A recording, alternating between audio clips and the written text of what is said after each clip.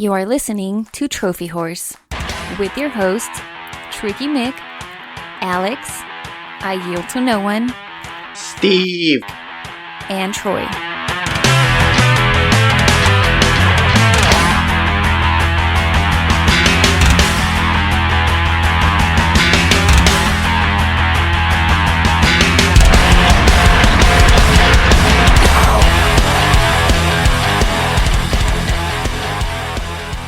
Hello, everybody, and welcome to Trophy Wars. This is episode 358. ladies, and gentlemen, let us introduce to you your captain of Trophy Horse, and official member of the 100 Platinum Club. With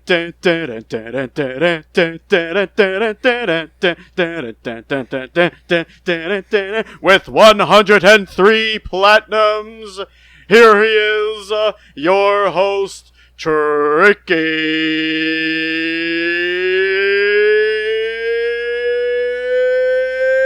Mick. Alongside with me, he's the master of the dual screens. He's Mr. Steven Fontana. Coming at you!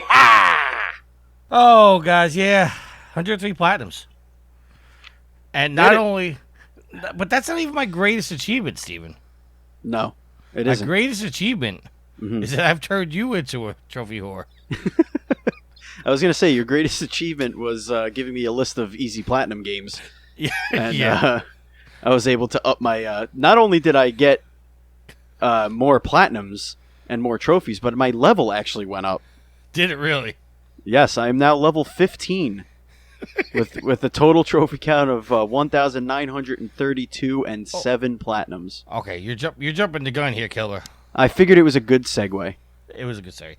I am level 37, total trophies of 9,457 with 103 platinums. Alex is level 30, total trophies of 6,661 with 99 platinums. Sucker! Yield is level 27 with total trophies of 5,395 with 84 platinums. And Sid is kicking all our asses at level 34, total trophies of 7,565 with 128 platinums. You know, I actually find it kind of fascinating that, well, Alex has only 4 less platinums than you, right? Yet you have nearly 3,000 more trophies. Well, yeah, because Alex completes games to like 100%. Yeah. I don't. Like, once I get the platinum, I generally move on unless I really like the game. Then I go back and get all the trophies. But, yeah, I've played significantly more games than Alex. But you don't. There are some games you just don't care about the platinum and move on. It seems like Alex, he kind of goes for it if he can. Yeah, well, Alex will go after the platinum and grind out for 3 months to get one trophy. Where I'm just like, if it's taking me more than an hour to get a trophy, I'm moving on. Gotcha. All right, but I gotta ask you because I turned you into a little bit of a whore this week. What are your 2 platinums you got?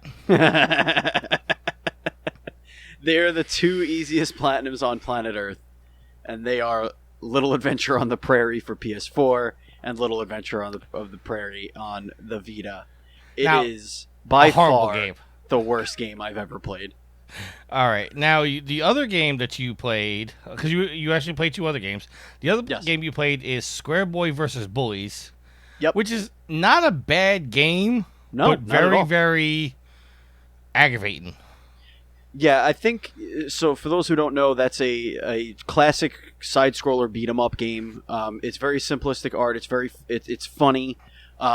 Think the Double Dragon. It's basically Double Dragon. The issues that I have with it is that for the different moves that you have to do, it's very limited. It's only 2 buttons. Instead of using the 2 other face buttons on the controller, which would make it easier to do different types of attacks, they have you pressing either up, down, left, or right on the D-pad plus a button combination, and in some cases you have to push both buttons at the same time. And the issue or you have to press forward punch to do a dash move, and stuff like that. And the issue that I really have with that is that a lot of the times when you're button mashing, he'll grab one of the characters, and if you grab a character, you're prone to being hit by everyone else. And it works out perfectly if there's 3 of them right in front of you. You could do a quick combo and catch all 3 of them in a combo, but then you'll grab the closest one for some stupid reason, and then you just get your ass kicked by the other 2. See, if you could somehow isolate one of them and then grab them, you could take off a significant amount of damage on them. Yeah, if you keep kneeing them in the face. But the problem is that, I don't know if you've noticed this, but it's definitely an actual programming or design flaw. If you're far away enough from them, everything that you do, they mimic. And they do the opposite of it.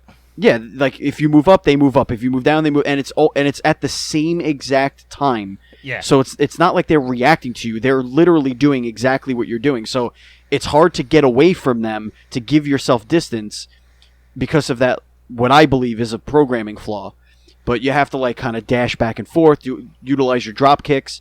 You and I are both stuck on the same level, I believe. Yeah, we're both last on we spoke. The construction site at the top. Yeah. Yep. Yeah. So that's where I am too, and the frustrating part about that map is that they constantly give you 4 people, one from each corner of the screen, and no matter which one you try and start with, the other 3 gain on you very quickly. So like you almost have to bait them into the corner of the map and then dash out and then let them come after you and just keep drop kicking them. But like a bunch of guys will have projectiles. The ninjas can charge you. So yeah, it's definitely challenging, but I think I got 89% of the trophies in 82. just the one, 82%, yeah, in just the one playthrough, and just playing through the game and up to where I am at. So I'm assuming there's probably 2 trophies left, finishing the game and then getting the platinum. So we'll see. Yeah, because you got all the hit everybody with the weapons. Yeah. Oh no, you're actually missing a couple of them. Which ones? You are missing hidden enemy with a crate. Where you had to fight the ninja, you had to hit him with a crate. I thought I did that. Well, maybe you didn't sync up. Yeah, maybe. It says you didn't beat the ninja bully, so obviously you didn't sync up if you didn't get that one. Yeah. And then there's the 2, and then it's the defeat 300 bullies. Yeah, I got that one too. Yeah, so you probably just didn't sync up properly. And the other game that you're playing, which I found frustrating, but you found a different level of frustration with, is 36 Fragments of Midnight. Yeah. I'm you know I'm not good. I mean, if anybody listens to any of the podcasts that I do or I'm on, I'm not really good at platforming games. And this is a very simple platforming game where you're just trying to collect items on the screen while avoiding death traps. And it's fine, but the trophies are tied to Timing? time, yeah. So, but they're hidden trophies, so you don't really know how much time you have to collect them. So I went to the trophy guide, and it said that you had to collect half of them, I think, in 2 minutes or 3 minutes, and then the rest of them in under 6 minutes. But there's no timer, and I wasn't setting one on my phone because I don't need that kind of pressure in my life. But the first time that I did it, I was like, wow, that felt really fast. Like, I feel like I did it, and I'm waiting, nothing pops. And then but you don't, it also just doesn't end. You just continue to run around. At least that's what happened after I got it. So I'm running around, and then all of a sudden it goes, oh, yeah, you finished. You could die now. So I died, and then it said 6 minutes and 6 seconds. So I missed getting, because I think that would have been the last thing I needed. I'm pretty sure, and that would have gotten me the platinum right there. So yeah, you definitely didn't sync up, because there's I'm looking at your trophies right now. There's get 36 fragments in less than 10 minutes, which obviously you did in 6 minutes and 6 seconds. Right. There's a trophy for die with 36 fragments, which you did. I did not. Did I do that? No. Oh yeah. Well, if you did it in 6 minutes and 66 seconds, and you had all 36, then yes. Oh, okay, I get it. There's another one which is gonna be a pain in the balls to get. Die with 35 fragments. Yeah, I saw that one too. And then there's the get all 36 fragments, which you should have gotten. Get 18 fragments, which you should have gotten. And then the one that you came oh so close to getting the platinum with was get 36 fragments in less than 6 minutes. Yeah, that I think is going to be the hardest one. So I gotta ask, how's it feel to be an official whore now?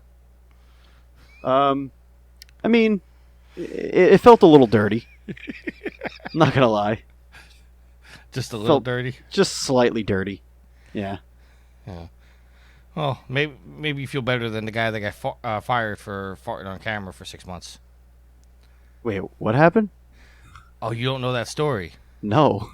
This guy who worked as a security guard at a hospital for 6 months recorded himself every time he farted in a little 1 to 3 second video.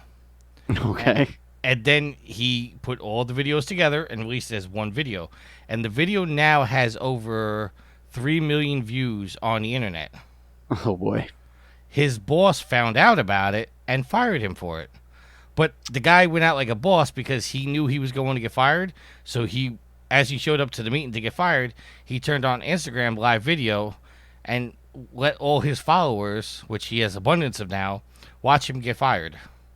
So he recorded himself getting fired. Did he rip a fart at the end?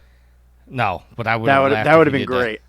So, according to my PlayStation app, the ones I'm missing in 36 fragments, and I don't know if it. Yeah, it must. Yeah, it must. Die with 35 and do the 36 in under 6 minutes. Everything else I have. So I have, according to the app, I have 81% of the trophies. Yeah, that's what I'm showing on my end. You know what? It might be that I'm not. I don't have those trophies. And that's why it's not showing on mine. Oh, maybe, because they're probably hidden, no? Well, no, because I can see what they are. Yeah, I got 36 in less than 10. I got die with 1. Unless they're just not showing some of the trophies on the PlayStation app. Well, yeah, you know what? It could be on my end where it just... because I don't have those trophies, therefore it's not showing up. But I'm on your trophy list, which is really weird. What percentage does it say I have? It says 81. Oh, yeah. It's weird. So, yeah, whatever. All right, so we've been doing what you've been playing. The only thing I've been playing all week is Bridge Constructor Portal. And I'm playing Fallout Shelter more because I got to get everybody up to all their stats all the way up. Mm. I got like a completionist. But somehow I lost 2 of my dwellers. Ooh. Are they out in the wasteland and they died? No. One day I turned on and I was two less dwellers. I don't know if they took off or what happened. But I'm not really worried about it. Yeah. But not shedding any tears. I'd like to know what happened to them. Like, did they fuck themselves to death? I don't know. I mean, maybe they died of old age. I could very easily send a man and a woman into a living quarter and have them do the deed. Yeah, that's all I've been playing. So let's get into our news. Yeah, let's do it. The first bit of news is Devil May Cry 5 has an official release date, and that is March 8th, 2019. Although the game does look cool, I have no interest in it whatsoever. What about you, Steven? I haven't had an interest in a Devil May Cry game since Devil May Cry maybe 2, but I do appreciate them. I have too many games I need to play to begin with, but the most striking thing about this release date to me is that when you see March in my brain, I still think, oh, that's next year. That's so far away. And then you look at the calendar and you're like, it's not that far away. It's fucking September, like tomorrow. Yes. And then it's the fall holiday season, and then it's March. So it's like it's insane how fast this year went. But yeah, Devil May Cry 5, we'll see. I haven't really seen much about it. I didn't play DMC, so I don't know if I missed anything there. But I do like action games, so maybe I'll get back into it. Wow. Oh, I'm sorry. I got distracted. I got this article from IGN, and you know how IGN has the sidebar articles off to the side? Yeah. One of the headlines is Game of Thrones The Mountain is now KFC's Colonel Sanders. Oh, good casting. That's a very good casting. I'm sorry, I got distracted. So It's a good choice. Sorry about that, nothing says listeners. chicken like Game of Thrones. This is now the Chicken Horrors podcast because apparently we don't talk about PlayStation here. The next bit of news is there will not be a new Assassin's Creed game in 2019. Whoever made this decision, hero. This article has also come from IGN. It says, like 2016, 2019 will be a year without Assassin's Creed game. Speaking with GameSpot during Gamescom, Ubisoft CEO Yves Guillemot, which I love saying that name, revealed that his company will not release a new entry in the usually annualized franchise. Quote, on Assassins, we had a game in 2017. We will have one this year, but we're not going to have a full-fledged Assassins next year. It's just become the team we're working separate. It's just because the team working separately, so we have two games now, one year after the other, but next year you're not going to have a fully fledged one. It says that's the end of the quote. It says there won't be a new main Assassin's Creed entry either. Ubisoft also won't release any sort of spin-off or smaller game. Instead, explained Guillemot, Ubisoft plans to extend this year's entry, Assassin's Creed Odyssey, as much as possible through DLC. So, this works out for me because I'm still so behind in Origins. Origins? Origins. Yeah, Origins. I'm still behind in that, so I'll play this one next year. It works out perfectly. So there you go. They decided not to stay with the analyzed version of Assassin's Creed, which I'm happy about. They took a year off, and look what they came back with, Origins, which is critically a great game. Yeah, I think that it's very difficult for a studio, any studio, to turn one of this type of caliber game every 2 years, let alone every year. So I think having that time to kind of reflect on what's going on in the genre in general, like open world, sandboxy, checkbox games, they evolve so quickly, and if you're making the same game every year, you don't have the time really to go back and make those changes to evolve with the genre. So right. I think, having the ability to, an extra 8 months to say, hey, this game did this really cool thing with, this type of mission structure. Why don't we see if we can make that work? And you could try and make it work in almost a year, and before you need to have something ready for polish. So for me, honestly, I wish they would go every 3 years, to be honest. I just think that having a really big, polished, beautiful, innovative Assassin's Creed game is better than having a slightly iterated upon Assassin's Creed game every other year. See, okay, that I'm a big Assassin's Creed fan. Yes. What if they treated Assassin's Creed like they do Call of Duty, where they have 3 teams working on the game, and every 3 years, one studio's game comes out, then the next studio, and then it's back to the first studio? Like, how would you feel about something like that? I mean, if they want to annualize it, they could do that. They just need to put 3 teams on it, so it's every 3 years, or 2 teams on it, so it's every 2 years, whatever the cycle may be. I think that's fine, but the games have to do something different. Otherwise, you get that fatigue. It's Call of Duty. What they could do is, I'm sorry, let me cut you off a second. What they could do is okay, you told Bayek's story in Origins, so in 3 years you continue Bayek's story. This time you're doing Cassandra's story. So in three years after this release, you do Cassandra's story. So you don't have the same story every year, but you will continue the story in 3 years. So you don't get the same thing every single year. No, I know, but what I'm getting at is that, Call of Duty has the online campaign or the online gameplay, which sadly is what all Call of Duty is now, but it had that difference in flavor, and it always had that community wanting to professionally play in that ring, and there were people that made a lot of money doing that. In Assassin's Creed, it's a single player story game, and sure, a couple of them had some online elements, but they really didn't hit like they had hoped.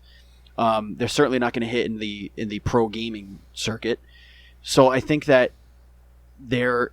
sure, maybe at my game I have 3 years to work on it, but effectively you're still going to be playing. You're going to have to put down last year's Assassin's Creed to play the next Assassin's Creed, and then after 2 waves of DLC, you're going to put that game down and pick up the next Assassin's Creed. I just think there's too many other games to compete with. I think it would be more special if they took a Halo route to this thing, where when Halo comes out, it's a fucking event. People go apeshit. It's just as good, if not better, than Call of Duty in every aspect of the first-person shooter.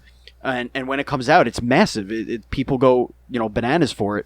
But it comes out every 4-5 years sometimes. And I'm not a big fan of Halo, but there's no denying its appeal. And I think if you have a little bit more of a mystique around Assassin's Creed, and instead of having 3 studios all making Assassin's Creed, what if you have one of those studios make a new IP? Like Ubisoft makes a ton of new IP. They do it all the time. Like Starlink is coming out soon. That looks really fun. Does it? To me, it does. Yeah, like I like that kind of game. I liked Warhawk and those. Yeah, types but it of looks games. like another Toys to Life game. But it's not really like that. That's kind of like not its. That's not its main function. That's kind of its. That's the like external fun part of it. But like the gameplay itself actually looks, to me, it looks closer to something like Warhawk, which I really liked on PS3 at launch. I played that for like 2 years. But I think if what they should do instead is have one studio work on Assassin's Creed after this one for 3 years, take 2 years off, and in the meantime have a studio work on a new IP that could become the next Assassin's Creed. So instead of having every 3 years you have an Assassin's Creed every year, you have an Assassin's Creed and IP B, which takes off or whatever. And then you could have a cycle like that. For me, diversification of a gaming library to me is more important than having this one franchise that comes out every year. I don't like annualized games. I was a big wrestling game fan as a kid, but I haven't bought one since 2014 because I'm not really interested in that. I'm not interested in, for lack of a better term, I'm not interested in just minor upgrades every year. And that's really what I'm afraid that is going to happen with Assassin's Creed, is that they're going to be minor upgrades, and it's ultimately not going to matter which one you play. How many stories could they possibly tell that are different enough? That's the weird part for me. Anyway, I don't know if you heard most of that because it looked like I got kicked out, but I was just saying that that for me, I would rather, how many stories could they possibly tell if they have an Assassin's Creed coming out every year? And that I prefer non-annualized games. I prefer the more blockbuster event. An Uncharted comes out. There's a reason why Naughty Dog doesn't just make Uncharted every year, All right, well, I did miss most of that because you did get kicked out, so I don't know how to respond to you. So basically, in summation, is what I just ended with, so you could kick from there. All right, I'm going to throw a comment in here because apparently me, you, and Yield made an error on the last 2 week show. We for some reason, we all agreed that Sucker Punch was making Spider-Man. No, I just ignored you. Oh, okay. I know that Insomniac made it.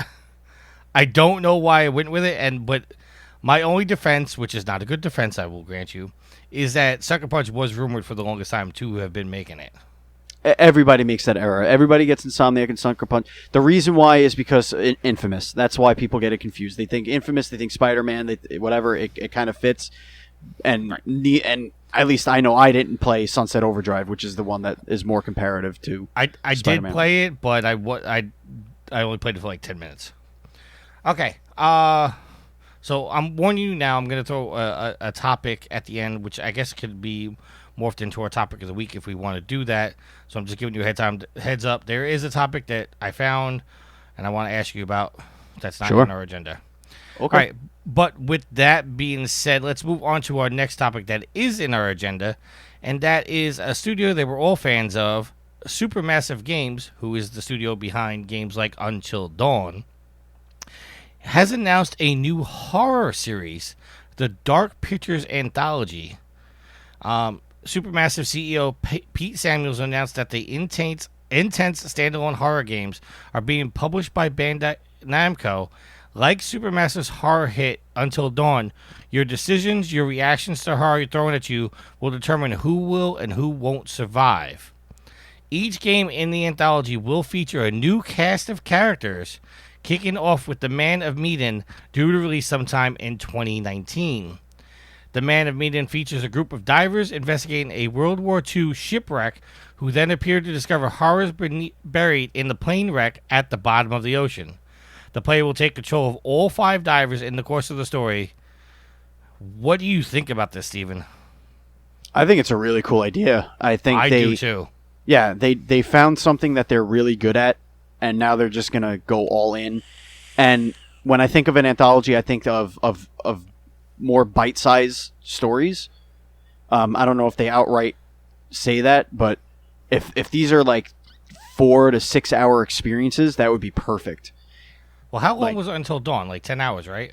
Until Dawn was about 8 to 10 hours, but so many different playthroughs that you could do. So but I think if they make them a little smaller and a little bit easier to play through multiple times without having to invest 50, 60 hours, I think this is a great idea. I like the idea. I'm a big fan of Supermassive Games. I bought all their games so far, including the piece of shit Bravo team. Yeah, absolutely. Okay. The next story we have is if you buy Hitman 2 and you also own Hitman 1, Season 1, the first season of Hitman will be available to play in Hitman 2 with various updates. Developer IO Interactive announced on Twitter all Season 1 missions will carry over to the upcoming sequel.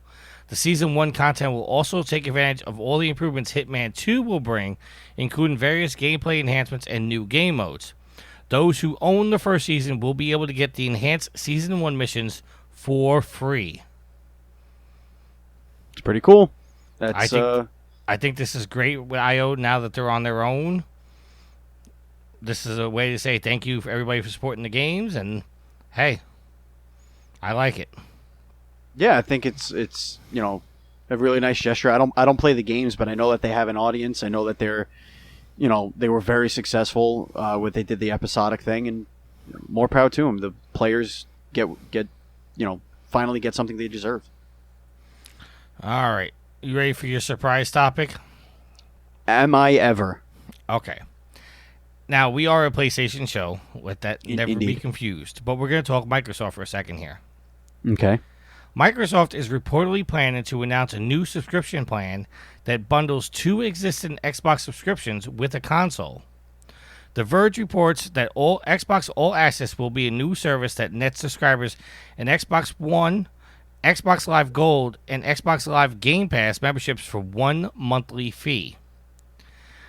Xbox All Access will offer consumers both an Xbox One X and an Xbox One S options, with the Xbox One X option costing $35 a month and requiring a 2-year commitment with Gold and Game Pass bundled in. Mm-hmm. Now, I did the math real quick. If at $35 a month over 2 years, you're going to spend $839.76 plus tax. Right. When you take out the $120 it's going to cost you for Xbox Live Gold for 2 years, which is $60 a piece, and you take out the $10 a month Xbox Game Pass at 24 months, which is going to come out to I did the wrong math here. Hold on, I got to take another $120 off. It's all going to cost you $479.76, essentially for the console if you bought those services on their own, bought a system on its own, and then bought the services on their own. So you're actually, by this, saving yourself $20. Right. But the advantage is that you're paying it slowly and without like having to pay off a credit card. Right. Well, this does. Like one, this is not saying how much if there's going to be interest involved in it. It's not saying all this other stuff. We don't really have any other details other than what I just read to you. It does say after the 2-year subscription period ends, subscribers would fully own whichever Xbox One X console they choose to be a part of. And I don't know. What do you think about this? Like, should Nintendo or Sony also do something like this? I think it could be the beginning of the end of what we know as console gaming and physical media. If it's successful, I should say. This also allows. This is the scariest part to me. This allows Xbox or Microsoft to come out with a wildly powerful system without having to worry about whether or not they make money on systems. That's the part that scares me the most, is that they can, and scares me meaning what it might do to their competition. I don't really want to have to buy something, every 3 years. So it's actually kind of a good thing. But before I do any double talk, what I want to say is that what's scary in the Sony fanboy in me is that the competition right now could come out with something theoretically more powerful than the Xbox One X next generation, and people could go and buy it for basically nothing, and effectively just do their memberships and lease the Xbox until they pay it off through their memberships. And essentially anybody could really do that if they put it on their credit card. Right, but they're not paying interest, and a lot of people don't have credit cards. Like a kid, I don't know, man. It's how do they keep track of that? Like, do you lose the console if you lapse on? Oh, I guess you're paying it ahead of time. Like, I don't know how that works. All the details said is $35 a month for the Xbox One X option. Right, like what if you renege on your payments? Like, what happens? Do they come and knock on your door and take your system away? Like they come back and repo your system. Yeah, like that seems like it's going to cost them a lot of money to have people in place to do that. But I mean, I'm sure that's not what it is. I'm sure it's like maybe they'll just lock your console. Maybe they'll do something like that. Like, oh, you didn't pay, you can't do anything on this console. Sorry, pay your bill and we'll turn it back on. Kind of like a cable box. In essence. All right, hold on. I'm just sending Alex a message real quick. No worries. While you're sending a message, why don't we ship this thing over to Sid across the pond for our Sophie's Trophies? We do not know what the game is, do we, Tricky? Well, here's the thing. Oh, boy, apparently, I patched the wrong audio in last week. Oh, my God. So Sid sent me a message as I was walking out the door to go to work this morning saying that I said the correct game but patched the wrong audio in. So take it away, Sid. Hi, Sid. Hey guys, how are we all? Welcome back to Sophie's Trophies episode 45. This week, guys, we're going to carry on with the God of War games, and we are going to turn our attention to the PSP games. They came out next in the order of things. The first one, God of War Chains of Olympus, which we'll be covering today, and also Ghost of Sparta, which also came out on the PSP. They were released as a collection on the PS3. You had the God of War collection with God of War 1 and 2. Then you had the God of War Collection 2, let's say. I can't remember what they called it, to be honest. And that included this, which is Chains of Olympus, and Ghost of Sparta. For a second there, that one evaded me for some reason. The basic story of this one, guys, it has been many years since I've played it, but Athena has tasked Kratos to find the god Helios. Morpheus and his wife Persephone are using Helios's disappearance and the other gods' slumber to crack open a pillar, the pillar of the world, or something along those lines, guys. I can't quite remember what it's called, but they intend to crack this pillar, which will in turn make Olympus topple. That is the basic story, guys. It is set before God of War 1. This is when Kratos was willingly working for the gods. Okay, so with that out of the way, guys, let's do these trophies. The first one, as always, Above and Beyond, which is the Platinum. Collect all of the trophies. This one is a 6.9 very rare trophy. The second one, Fare Thee Well. Kill Charon or Charon, I can't quite figure out how you say that one. The Ferryman. So kill the Ferryman. That is a 51.3% common trophy. It's quite a good boss, that one, guys. He attacks with electrical type attacks. Bear in mind, I will say it again, I haven't played this game for years, so I am using memory for this one. Swing Batter. Cause the Basilisk to retreat. That is a 91.9% common trophy. I do believe that's the first boss in the game, and you have to fight it until it runs away. I do think you kill it later, though. Deadbeat Dad. Push away Calliope. That is a 49.9% rare trophy. This happens in the... Oh God, I don't even know what area it is, but later on in the game. It's right near the end of the game, and Calliope comes up to you saying, Dad, Dad, and you have to push her away. I can't remember the exact reasons, and I think, to be honest, she's a mirage, because I think by this point he had already killed his wife and daughter. I could be wrong with that, guy, so please don't hold me to it. Tree Hugger, Sacrifice Powers, 49.9% rare trophy. You have to give your powers to a tree. For a reason that I can't quite remember. I'm doing well with this one, aren't I, guys? Hades Needs a New Wife. Kill Persephone. That is a 47.6% rare trophy. I do believe she is the last boss in the game. And just do what it says. Kill her. And I believe you finish the game after that point. Atlas in Chains. Chain the Titan Atlas. This is a 48.5% rare trophy. Now, in God of War 2... you actually go down to Atlas and you end up going inside him. But before that, he does have a conversation with Kratos, alluding to the events of this game. Now, obviously, this game hadn't been made then, but I think they already planned it all out, and what Kratos did to Atlas. And it is Atlas's fault, or, excuse me, guys, it is Kratos' fault that Atlas is holding up the world with those big chains. Back at ya. Finish Parry Puzzle. That's a 64-point common trophy.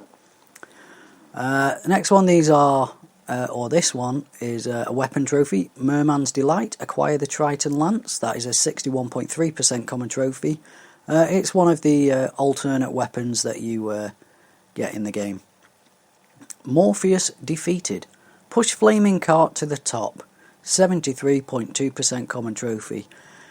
Honestly, guys, like I say, off memory, there is a cart that you have to push up a hill, much like the sacrifice puzzle in the original God of War. It's that kind of thing. Collateral Damage. Find Ballista Secret. That is a 16.5% rare trophy. This one is you have to point the ballista at a certain point to destroy a certain area, and you will find the secret in that area. You have to blow up the wall. Okay, 2 Girls, 1 Spartan. That's a bit of a risque trophy title there, guys. Entertain the Persian Harem. 63.3% common trophy. It is another sex minigame, much like the one in God of War 1. Big Spender. Upgrade any weapon. A 75.8% common trophy, that one, guys. There you go, simple, upgrade a weapon. Man Overboard. Defend the Shores of Attica. 94.3% common trophy. You land on the shores of Attica and you have to kill a load of enemies that arrive. Pretty easy, guys. Boom. Kill the Basilisk. So there you go, guys. You do eventually get to kill the Basilisk later on in the game. That is a 76% common trophy. Persian History X, Kill the Persian King, another boss trophy, guys. 86.9% common on that one. Break the Chains of Tartarus, that is a 54.6% common trophy. This one is where Kratos is hung up in the pit of Tartarus. He's hung up against a wall, and you have to break free. Bow Down, Move the Titan, Hyperion. That is a 51.9% common trophy, guys. Can't quite remember that one, so I will respectfully say, guys, very sorry, I can't actually remember that bit. Almost There, running Across the Long Chain, 51.7% common trophy. There is a massively long chain that you have to run across. Very easy to do. Just go forward. It takes a while as well. It is a big chain. The Power Glove, Acquire Gauntlet of Zeus, 53.2% common trophy. That is another alternate weapon for Kratos in this game. I've noticed he never really gets to keep them. All Beam Walks completed. Finish all beam walks, 88.2% common trophy. Throughout the game there are beams you can walk across. There might be a hidden one somewhere, I cannot remember, but just walk across them without falling off and you will get that trophy.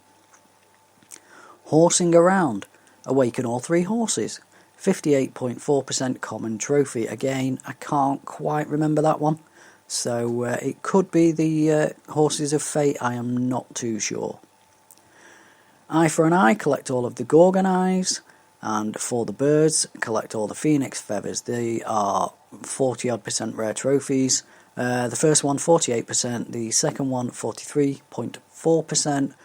Again, the same as in all God of War games, there aren't as many to collect, but collect them all and you will upgrade your health and magic. You Complete Me, completely upgrade all weapons and magic. Self-explanatory that one, guys, just go through the game and upgrade everything. That is a 42.8% rare trophy. Hit Me Baby, execute a 200 hit combo. A very rare trophy that one, guys, at 12%, so self-explanatory, reach a 200 hit combo. There are certain places in the game that make it easier than other places. Mutton for Punishment, slit 50 satyr throats. 8.1% very rare trophy.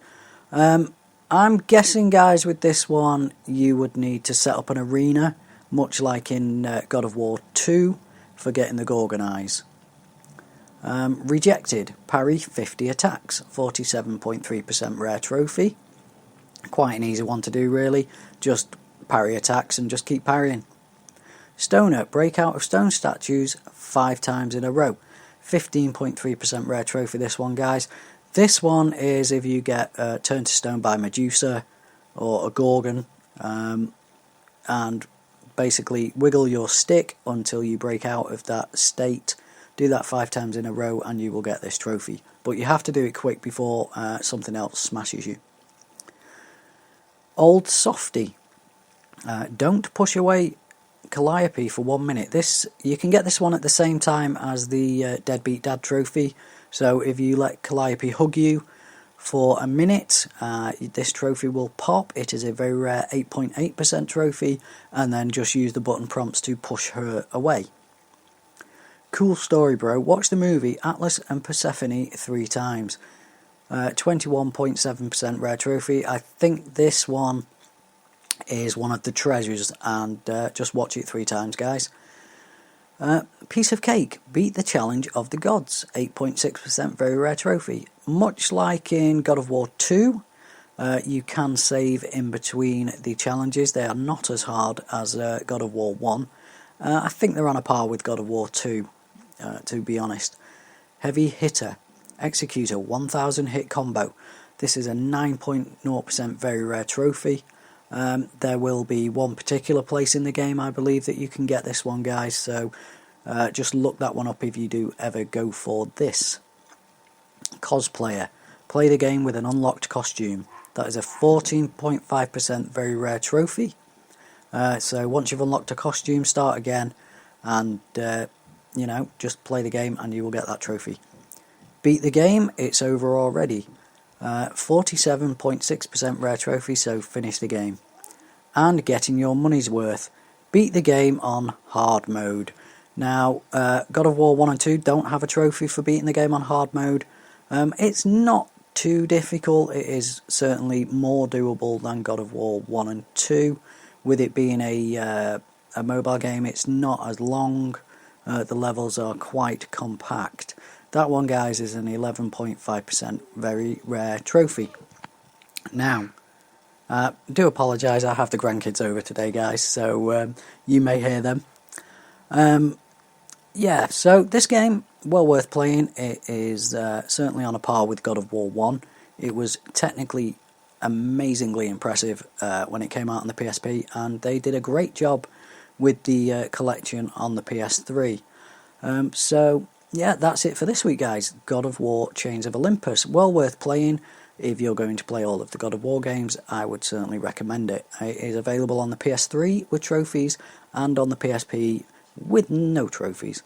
So I would go for the PS3 collection, and I do know it is on PlayStation now. So that's it for this week, guys. As always, Sid's 1978 on the PSN, Sid at Proving Gamer on the email, at Sidney on the Twitter, or through the Trophy Whores Facebook group. So yeah, God of War Chains of Olympus, well worth it. A really good little game, I have to say. So enjoy and keep getting those trophies. Bye. And we're back. Oh, so this week he did talk about Ghost of Sparta. Bye, Sid. All right, Ghost of Sparta, yes. Ghost of Sparta. All right, so now I asked you to put in a topic of the week. Yes. So what is your question, sir? So I'm going to give a little bit of backstory as to why I wanted to talk about this. So, Sit back. Story time, kids. Yeah, it's not going to be that long, but several months ago on Nintendo Dual Screens, we had this gentleman named Mike. He was a developer on Pizza Titan Ultra, which is a really fun, Crazy Taxi meets. You're a giant mech delivering pizzas, gathering power-ups, defeating other enemies and stuff. It's really a lot of fun. And they just released on PS4. And I immediately said, I would like to support them. I know the game is going to, hopefully they've been trying to get it on the Switch, but I wanted to go play it on PS4. Mind you, this game just came out, I think, 2 days prior to when I was looking. So I go on the PSN, and I'm looking for the game. New releases, don't see it. What's hot, don't see it. Nothing. I wind up scrolling, and saying, all right, fuck it, I guess I'll search for it. And I searched for it, and then I was able to find it. My question to you, Tricky, and to us to deliberate on, is how do we fix the PlayStation Store for the next iteration of PlayStation so that this doesn't happen to good games that get buried and you don't even know they exist unless you are reading on the internet or on your Twitter? How does PlayStation help their developers get their games sold on the PSN? All right. As I answer that, I just sent a link to you in the Skype chat. Okay. Because it's ironic that you brought this up, and as people know, the firmware 6.0 beta is out right now. Okay. And they've actually, the article I just sent you is actually detailing how they are fixing the PlayStation Store as far as searching goes. Right. Yeah, the search thing, which is a pain in the ass, I'm not going to lie. Yeah, it looks like they're doing a better algorithm as far as the searching goes. It's an on-screen keyboard instead of having to scroll to one letter, press right, find the next letter. Yeah, right. I mean, welcome to 2011. You know what I mean? Like that's fine. The issue that I'm having is that it's so easy on Switch to, and even on in some instances Steam and cell phones, but it's so easy to see what's new, and everything kind of gets its own little spotlight. On Switch, there's a tab that says new releases. You click it, and in alphabetical order, you get all the new releases that were released that week. You do have the same thing on the PlayStation Store. Well, you would think so, but the game was not on the new releases tab, and that's kind of my point. Well, that could just been an error on whoever tagged it inside the store. That is possible, But I mean, I'm not condoning that. I'm not giving that as an excuse. I'm just saying that could have just been a screw up with somebody whoever tagged it inside the store that didn't label it together as a new release.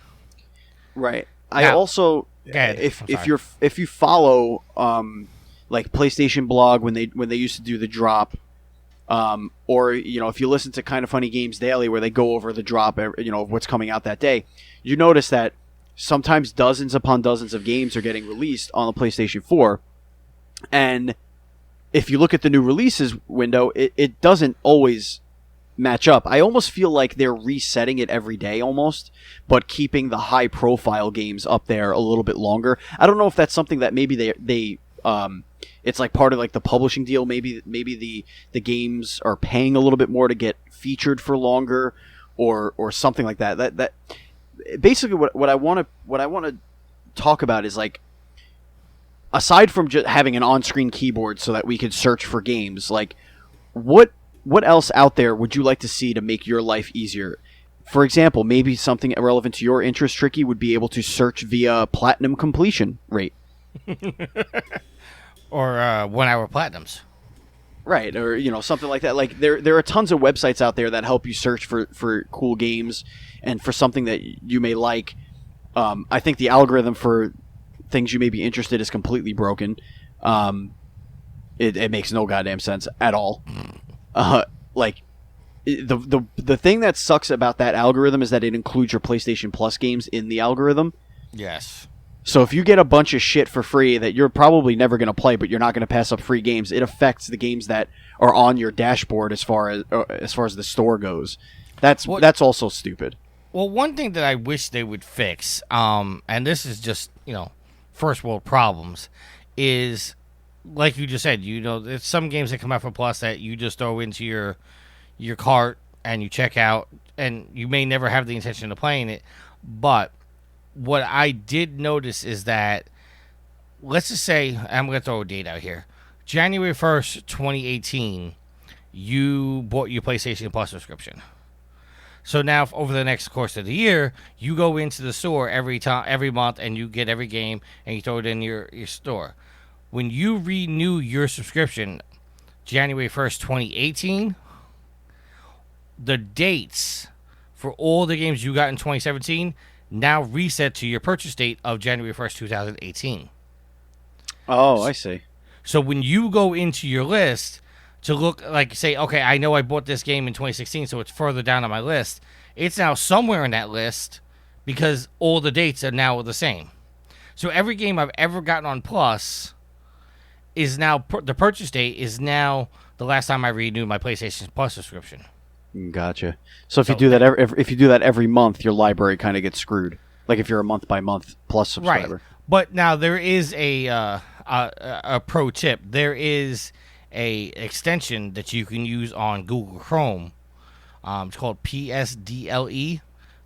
Which if you go into the PlayStation's website and the store website and you bring up your list, you can actually search for the game by Vita or whatever, and you can find it quickly, and then you just hit the download option, and it downloads on your system. So that right there is one thing that we definitely could use, is that if there are people out there making extensions and external apps, right, to do stuff, yeah. So I told that long story just to get to that point, but there's got to be better ways, like, not to bring it back to, my trophy horn, but, you get situations like Alex is giving me shit because I'm getting all these hour platinums, but yet I thought about this the other day, and I never really heard anybody argue this, and it's probably a weak argument. I'm going to let you be the judge of it, Steven. Okie dokie. My argument is, I've always said I'm not really an indie game type of guy. Like, I go for the big AAA games. But all these 1 hour platinums, these are all indie developers that I'm supporting and playing. Right. So, in a way, like you joked about, being able to search for 1 hour platinums. Like, that's a legit thing. Like, there's a market out there for people that go after trophies. There's the people that want the My Name is Mayos. There's the Devious Dungeons, the Square Boys. So... Right.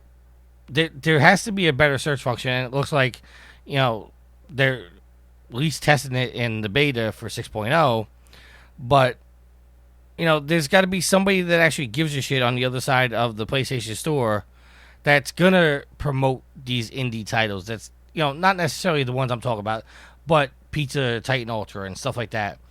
To give it to light, to give it to shine, because as much as shit as indie developers get for making quote unquote crappy games or not high quality games, they're the heart and soul of what keeps that store running. Yeah, absolutely. So without those, I mean, like they definitely need to be featured more. As far as what can they do, I mean, there's so many things they could do. It's just Sony's always had a problem with the way their store worked. It would be nice if it was almost like there was like a calendar, almost like new releases, and it shows you the month, and then there's like tiles that are stacked on certain days, and then you can open that day and it shows you all the games that released on that day, so that if you're one of those people that went on vacation, for example, and you weren't playing PlayStation and you came back and you're like, oh, I wonder what came out last week. There's no way of telling unless you go on the internet somewhere. But maybe you go in there and you put in the date and it shows up, all right, here's all the games that came out since that day. You're like, oh, okay, maybe I'll pick that one up. I don't know. I think that the other thing that they should really consider doing, and this is more of a PSN functionality thing, but they should look to like PlayStationTrophies.org or whatever it is, PSN. What is it? PSNTrophies.org? I forget. It's PlayStationTrophies.org. Yeah, like they should look to those guys, those websites, and try and integrate that functionality. Maybe partner up with them and integrate that type of functionality into the PSN proper. Like, we have rarities of trophies, but maybe they could break them down a little bit better, like how they do on those websites. And something that I want to point out, and I don't want to sound fanboyish, but one thing that you said is like it's so much easier to find games on the Switch than it is on the PlayStation 4. And I don't want to say this to sound fanboyish, but there's not as many games on the Switch that there is on the PS4. So searching on there, it might be the same, but it's easier to find because there's less of a mess to look through. Well, Switch just released their 1,000th game. So there's now over 1,000 games on the store. But it unquestionably, and it could still be better, but it unquestionably categorizes the games in a more appealing way. For example, there's a sales tab, so all the games that are on sale in any way go there. Whereas on PSN, there's Nintendo has sales. Oh yeah. There's very, very common, and they've actually had a couple of big, like Mario Tennis was on sale last week. I think it was like $42 or something like that. What they do is they have this. What PSN does is they have the sale tab, but then there's a PS Plus tab, and then inside the PS Plus tabs, there's PS Plus deals, and then inside the PS Plus deals, there's your discounts and your free games. It's like, why do I have to go through 4 different menus to see what deals I can get because I'm PlayStation Plus? If it's a sale, it's a sale, and it should be a sale. But when they do like the flash sale, there'll be additional sales on top of that because I'm a Plus member, and that gets buried in there. But all of the sales don't get bunched up together on PS Plus. It's just weird the way they separate all their different features. Where on Switch, it's you have your sales, you have your coming soon tab, you have new releases, which is everything that's been released in the last, I think it's 14 days, gets kept in there, and then there's your best sellers. So your games that are the most popular. I think it's the top like 25 games on the store. It's pretty simple, and then you could go in and type names for games that you want to look for. I wish that they had more genres, like more defined genres. As a matter of fact, off the top of my head, I don't know if they do genres at all. I don't know. They do that on PlayStation, at least. I don't know. All right, let's close out the show with some housekeeping. Let's clean this shit up. You want to take the lead? Or you want me to do it? Nah, you do it. My throat is scratchy. I talked way too much. ProvenGamer.com is looking for some staff members, looking for some writers, podcasts, videos, news reports, and generalized help with the site. If you're interested in applying, go to ProvenGamer.com, click on the Help Wanted tab, and fill out the application, and I will get back to you as soon as possible. With that being said, under much yelling by Steven, there is going to come a time very shortly where the site is going to be taken offline completely to redesign the site. Steven keeps telling me it looks like booty. Yeah. So there is a plan for that. I'm just trying to warn everybody ahead of time. So if you don't get your favorite articles, you don't get your favorite podcast that week, just understand it's for the greater good. Speaking of our articles, they are and our videos. You can find on YouTube by doing a search for Official Proven Gamer. You can also catch me and Marcus streaming on twitch.tv/Proven Gamer. And we'll tell you how you can sub for free later in the show. If you want to get a hold of us, there are several ways to get a hold of us. The first one is our email, trophyhorrors@provengamer.com. That's trophyhorrors@provengamer.com. You want to get a hold of us on Twitter, there's several ways. You can contact the site at Proven Gamer. You can contact the show at Trophy Horrors. You can contact me at Tricky Mick.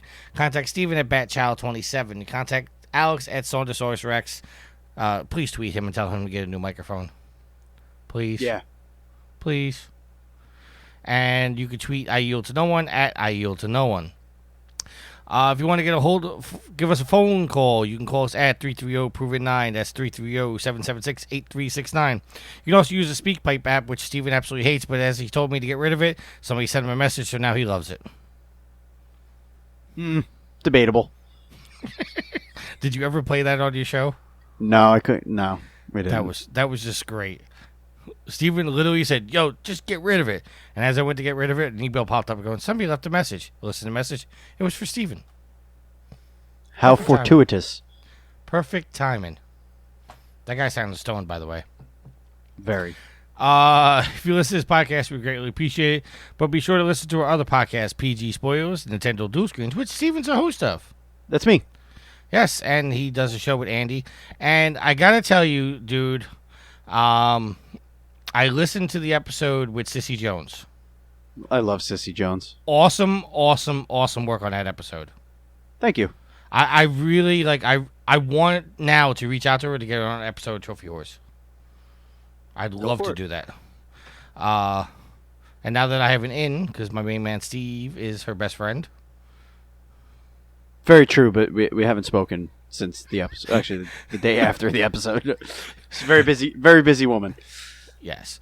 I mean, and she's playing a character in one of my highly anticipated games, Darksiders 3. So.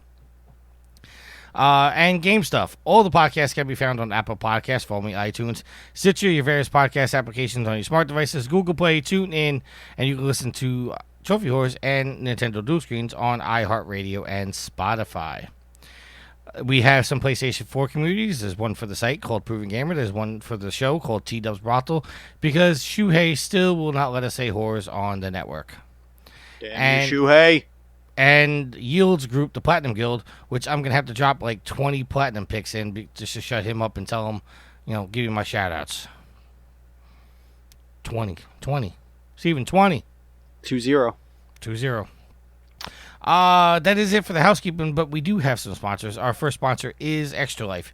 Steven, give my voice a break. Tell them about Extra Life. Extra Life is a charity organization dedicated to raising money for the Children's Miracle Network of Hospitals. It's a gaming marathon in which gamers from all around the world marathon for 24, sometimes 25 straight hours to raise awareness and to raise money. Last year we raised almost, it was either over or almost $4,000 for our team. It's very easy to sign up. You go to extra-life.org and you can sign up on your own team, or you can go to provengamer.com, click on the Extra Life banner, and you can join our team or donate directly to our team. We raise money all year to get a head start, so you can support us there, no problem. I'm actually looking up because I don't know if it's 3,000 or 4,000.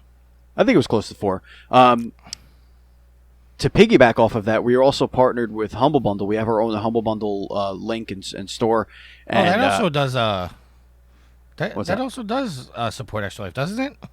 Yes. Yes. So you get to choose the charity that the proceeds from your store go to, and it's really cool. Humble Bundle gets developers and publishers and whomever to effectively donate or sell at a very, very low cost a bunch of games and software. And you can pay what you want or pay the average and get different packages. They had a Jackbox bundle not too long ago where you can get almost every single Jackbox Party Pack game that was ever made for like $12. And if you do that on Proving Gamer on our link, that goes to our Extra Life page, our Extra Life charity. So you could also do that. Ooh, I just looked up the latest bundle. Steven, I think you might actually like to get this one. That was the Square Enix? Was that the one? No, this is the Humble Spooky Horror Bundle 2018. Ooh, creepy. For $1, Yes. you're able to get White Noise 2, Layers of Fear, How to Survive, and How to Survive 2.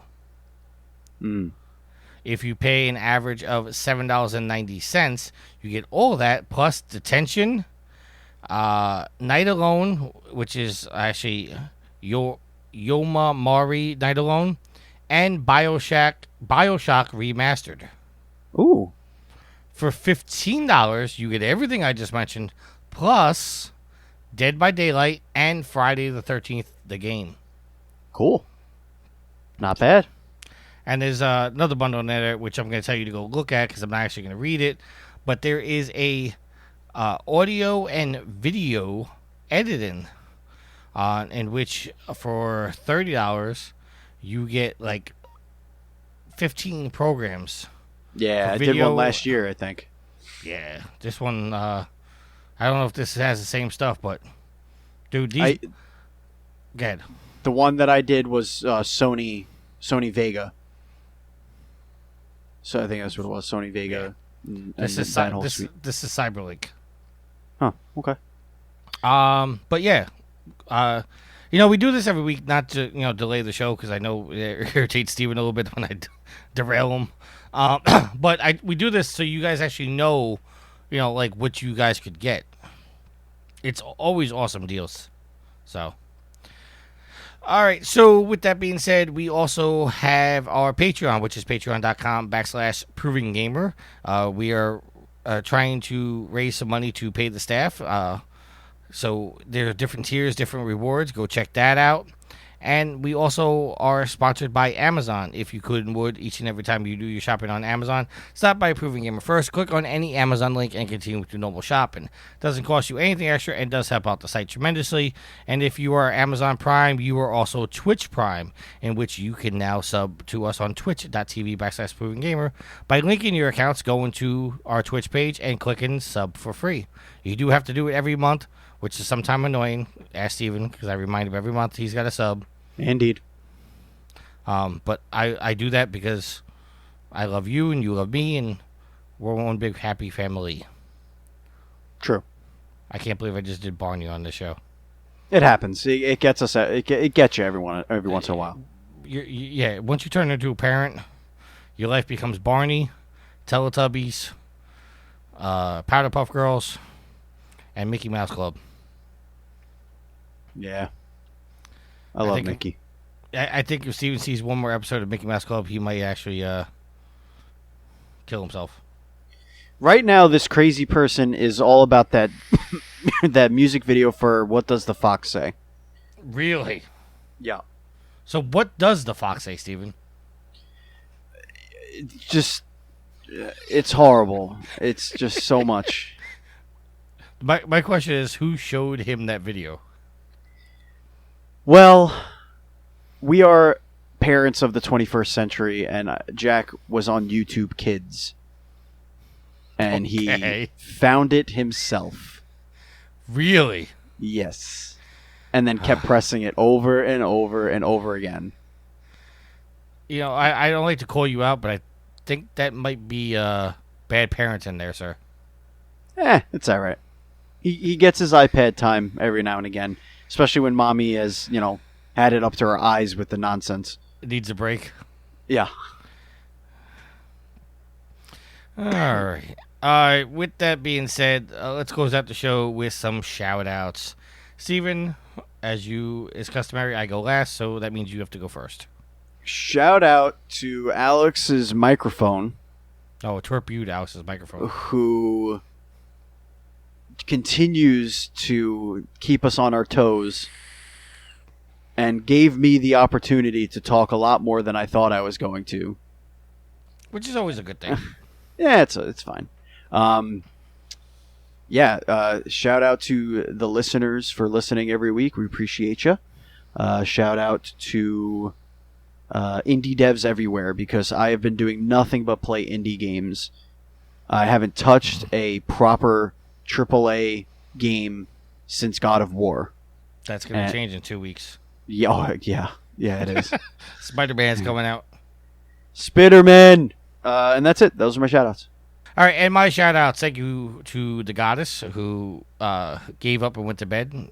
She was waiting up for me, but she decided to call it a night. Shout-out to my cat who, for some reason, is best friends with my 65-pound pit bull. I like it. They're the best of friends. That's great. Shout out to the guy who got fired for videotaping his farts. I forgot to tell you the best part of that story, Steven. Yes. You want to know what the guy's name was? Sure. Paul Flart. That's great. Shout out to Sweet Mama D, who I spent the entire weekend with last year and forgot to edit the show and was up until about 2 o'clock in the morning when I had to be up at 4 editing the show. You said last year. I know you meant last week, but that was funny. That you're like, oh, we hung out last year. Did I say last year? You did, yeah. Let's go to the videotape. Rewind. Okay, yeah, I screwed up. I said last year. So, and shout out to the listeners. Thank you guys. You guys are really the reason why we keep doing the show. You're the reason why I should have been in bed 2 hours ago, but so for some reason I'm still up recording the podcast, dealing with Alex's microphone, and I'm going to bed. So until next week, if there's nothing else, happy trophy hunting. Be excellent to each other.